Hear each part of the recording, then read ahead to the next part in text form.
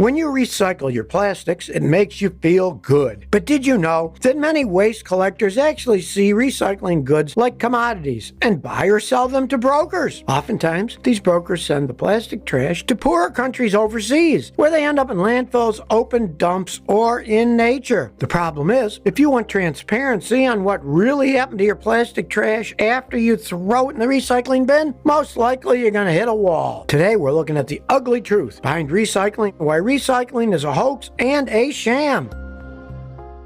In 1950, the entire world as a whole produced 2 million tons of plastic. Fast forward 65 years, and the world's plastic production jumped 190 times. We're talking about 381 million tons made in 2015. Even worse, cumulatively, we made 7.8 billion tons total during those 65 years. When it comes to managing plastic waste, there are two main ways to deal with it. You can either manage it domestically or export it. Not many Americans know this, but since the 1990s, America's popular choice has been to export it. And actually, exporting plastic waste is rather routine now. Problem is, when you export it, you can't guarantee that the plastic will be treated and recycled for the better good of mankind. Most likely, the truth is, it's not really being recycled, but just dumped in poorer countries. It's like you taking your household trash out every few days, but dumping it in your neighbor's yard when they're not looking. So next time you put something in a recycling bin, it'll make you wonder if you're really helping the planet. Back in 2018, residents and city officials in Palo Alto, California, decided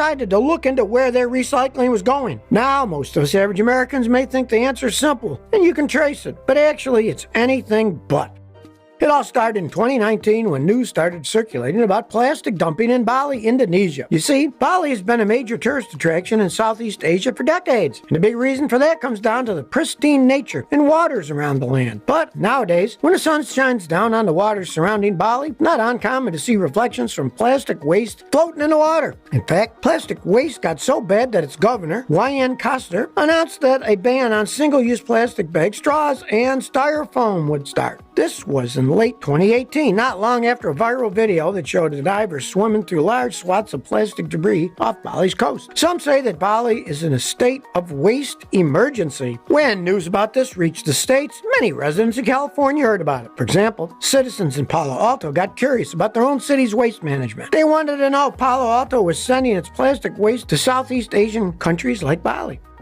But honestly, even up today, there still is no definitive answer. The best the city was able to find was that about 40% of its recyclable waste stays in North America and gets processed according to strict environmental and labor standards. But the sad thing is, the other 60% gets shipped away mainly to Asia. Even sadder is, it's unclear how much of that even gets recycled, if at all. Basically, the trash becomes a problem in another country. And whether or not it's causing environmental or social problems overseas remains hidden, and there is no transparency at all around the entire process. Now, it's unclear which country receives Palo Alto's plastic trash, but Palo Alto isn't alone. Actually, recycling experts in the U.S. say that most U.S. cities would have difficulty figuring out just how much of their recyclables are actually being recycled. Right now, about half a dozen companies trade Palo Alto's recyclables on world markets, and these companies decline to name their trading partners or brokers, supposedly due to business reasons. Look, the thing is, if these companies were all operating for the public good and for the good of the planet, they would be proud to share the information. But the fact that they're not disclosing the information just makes it all more shady, if you ask me. And that's the sad truth behind recycling. It really makes me wonder how much environmental impact I'm really making every time I put a plastic bottle or plastic bag in a recycling bin.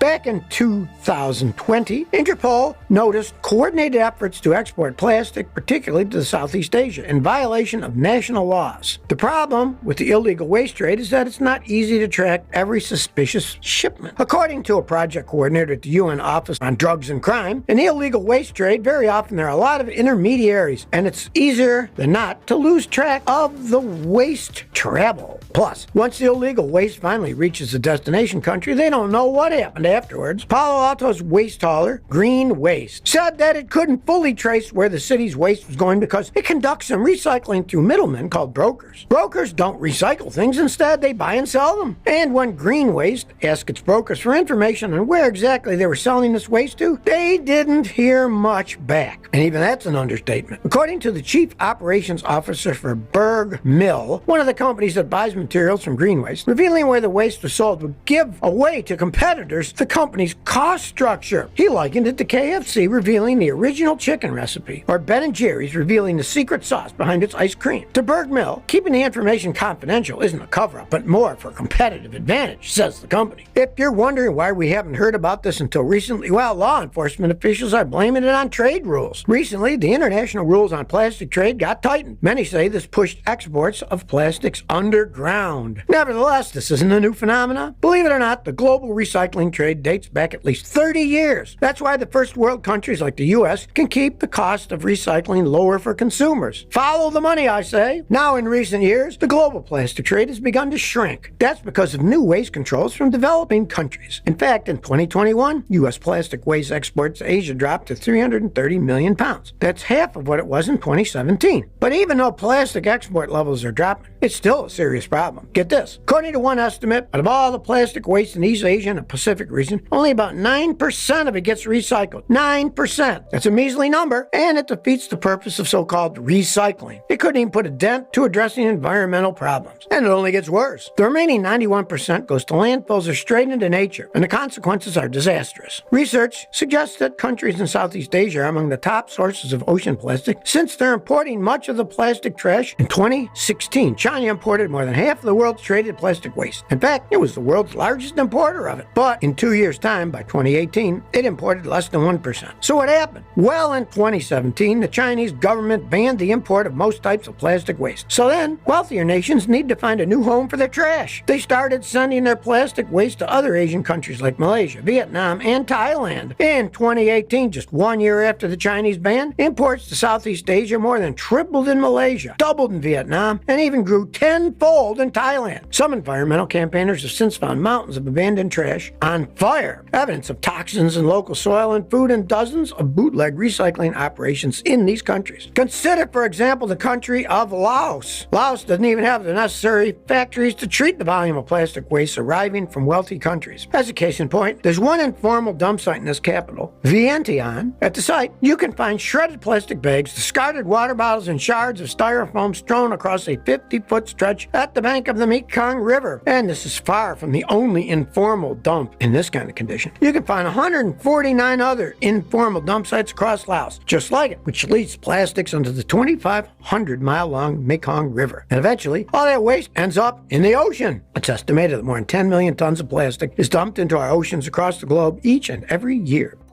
But let's return to Palo Alto, California. After officials of Palo Alto learned all this, they made a couple of changes. For example, back in May 2022, Palo Alto city staff actually requested to divert some of Palo Alto's waste streams to recycling facilities in Louisiana and Southern California. By doing this, it would apparently increase the city's domestic recycling rate to 60%. And if this change becomes permanent, it would apparently also increase the average citizen's recycling bill by around $33 a year, too. Also, Palo Alto realized that it couldn't transform the global recycling system alone. So back in March 2022, Palo Alto began talks with other interested in cities in California about possible reforms to the local or state levels. I'm talking cities like San Jose and about a dozen other Northern California municipalities. Palo Alto, together with these cities, apparently also wants to expand recycling capacity in California by asking lawmakers to impose new transparency requirements on companies that export recyclable goods.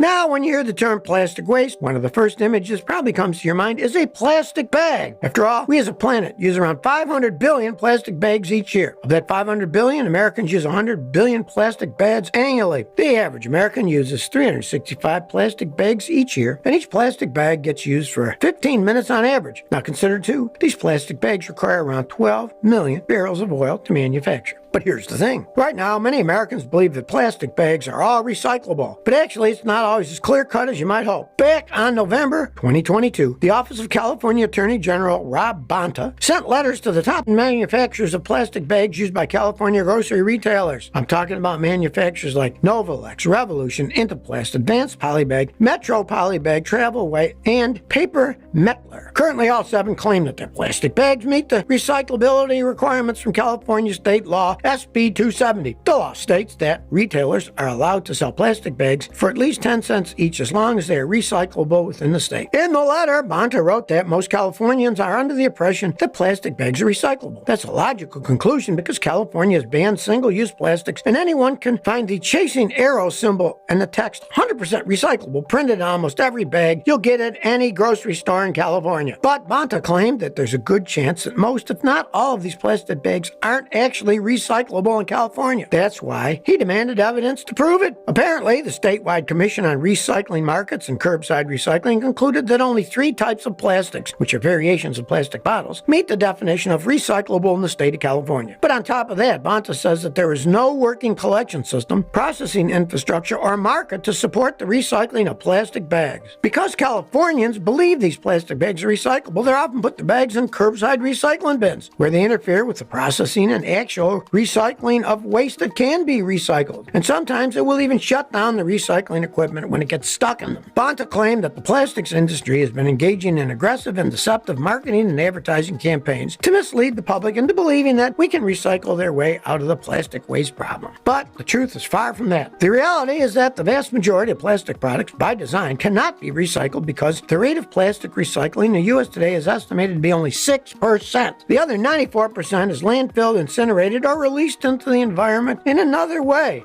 But now you tell me, are you surprised to hear that recycling isn't all you thought it was? And will this change your recycling behavior? Please share by commenting below. If you like this video, please like, share, and subscribe. Thanks for your support.